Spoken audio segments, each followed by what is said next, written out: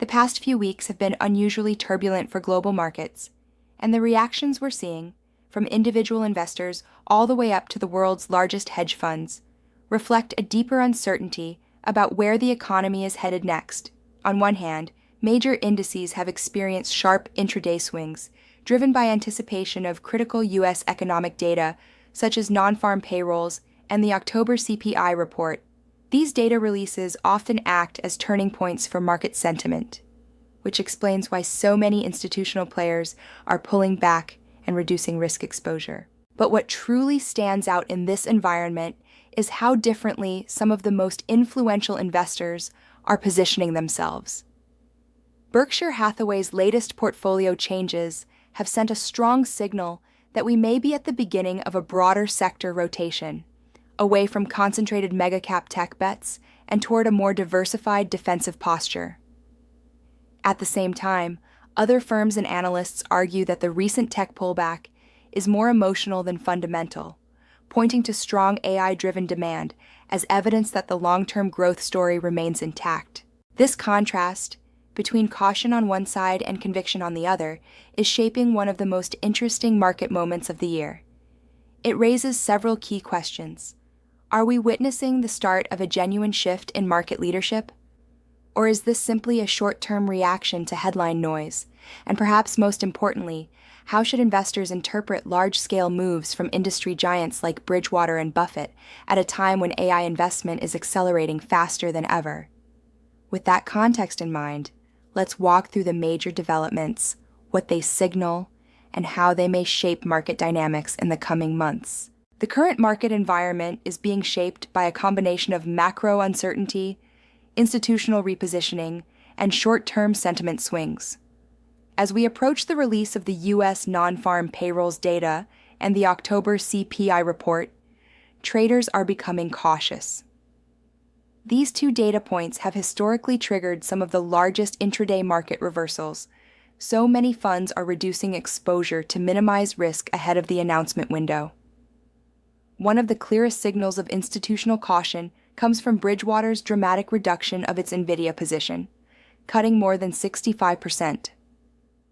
When the world's largest hedge fund trims such a significant stake, it reflects a broader desire to de-risk in the face of macro ambiguity, not necessarily a negative outlook for Nvidia itself.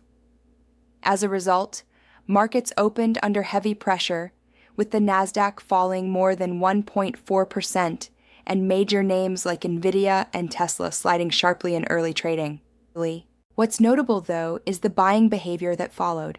As prices approached the 50-day moving average, a level closely watched by quant funds and technical traders, buying interest suddenly returned.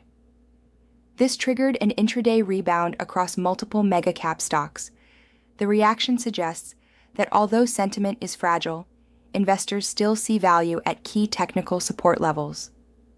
This is important because it shows that the sell-off is driven more by short-term uncertainty than structural weakness. Warren Buffett's recent portfolio adjustments have quickly become one of the biggest market stories this quarter. Berkshire Hathaway reduced its Apple holdings by nearly 42 million shares, a 14.9% cut, marking the second straight quarter of significant selling. This is highly notable because Apple has long been Berkshire's largest and most stable position. The reduction represents over $10 billion in trimmed exposure, signaling a deliberate shift in Buffett's risk posture. At the same time, Berkshire initiated a brand new position in Alphabet, purchasing 17.85 million shares worth approximately $4.34 billion. This is Berkshire's largest new investment of the quarter, and the market reacted immediately, pushing Alphabet shares up more than 3.6% after hours. The move is meaningful for several reasons. First, Buffett rarely enters new mega-cap tech positions, especially ones with strong AI roadmaps. Second, Alphabet is trading at a relative valuation discount compared to other tech giants, giving Berkshire opportunity for long-term compounding. The combined message here is that Buffett is reducing concentration risk in Apple while rebalancing toward undervalued, high cash flow tech that still has significant upside. The shift also reflects a broader strategic theme. Berkshire is preparing for a more balanced portfolio environment, especially as Buffett approaches retirement and succession planning becomes more prominent. Another major trend in Berkshire's filing is the continued reduction of large financial holdings. The firm sold more than 37 million shares of Bank of America, bringing its total year-over-year reduction to nearly 45%. This is significant because Bank of America has historically been one of Buffett's favorite financial stocks. So consistent trimming signals a measured shift away from cyclical financial risk. Where is that capital going? Primarily into insurance. The only top 10 Berkshire holding that increased this quarter was Chubb. With an additional 4.3 million shares purchased, insurance has been a foundational pillar of Buffett's investment philosophy for decades. Unlike banks, which depend heavily on interest rate cycles, insurance companies generate predictable underwriting profits and steady cash flows.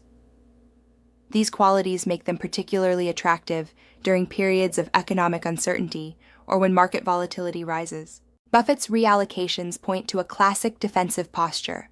As he transitions the portfolio toward long-lasting, stable assets, the insurance sector naturally becomes more dominant. This also ensures Berkshire maintains strong float generation, the core engine of its long-term compounding. The broader interpretation is that Buffett is optimizing the portfolio for durability rather than high-octane performance, consistent with late-cycle market positioning. The recent sell-off in major tech names has raised questions about whether the market is entering a correction or simply experiencing a temporary sentiment shock. Analysts at Wedbush describe this moment as a mini panic, triggered by widespread fear rather than fundamental deterioration. Stocks like Tesla, Microsoft, Palantir, and Nvidia have all experienced rapid pullbacks, but the underlying business conditions for these companies remain strong. Several short-term factors are driving the volatility. First, the AI bubble narrative has resurfaced, with skeptics arguing that valuations have outpaced near-term revenue realization. Second, geopolitical uncertainty around Nvidia's China exposure has created a new layer of risk perception. Third, controversies surrounding OpenAI have amplified the noise surrounding AI governance, which in turn influences investor emotions. Lastly, bearish commentary from prominent figures like Michael Burry often accelerates downside momentum simply through sentiment impact. Despite all of this, actual demand for AI infrastructure continues to accelerate. Enterprises are increasing digital transformation budgets. Cloud providers are reporting stronger than expected demand for AI services, and new AI-driven business models continue to emerge. This gap between fear-driven headlines and real-world demand is what creates opportunity during pullbacks. Historically, periods like these have often marked attractive accumulation windows for long-term investors. Even with the market navigating volatility, one theme remains unchanged. The AI megatrend is still in full force. Analysts broadly agree that we are nowhere near the peak of AI investment. Recent earnings from major cloud providers, Microsoft, Amazon, and Google, all show strong acceleration in AI-related spending. AWS, Azure, and Google Cloud each highlighted record demand for AI compute, training workloads, and inference services. Forecasts for global AI infrastructure spending continue to rise. What was estimated at $380 billion in 2023 is now projected to grow to between $550 and $600 billion by 2026. This represents one of the largest capital expenditure cycles in modern tech history. Companies across industries, from telecom to manufacturing to finance, are deploying AI capabilities at increasing scale, and this requires enormous investment in GPUs, data centers, networking, and power systems. Cisco's latest guidance echoes this trend, showing robust demand from enterprises building out private AI clusters. The next major catalyst for the market will be NVIDIA's upcoming earnings release. If NVIDIA confirms continued supply constraints and strong forward demand, which analysts widely expect, It could reignite momentum across the entire tech sector and validate that the AI supercycle is still in its early phases. The broader takeaway is that the current volatility does not signal the end of AI enthusiasm. Rather, it reflects normal market digestion as capital reallocates ahead of the next growth wave, long-term AI remains one of the strongest and most persistent investment themes.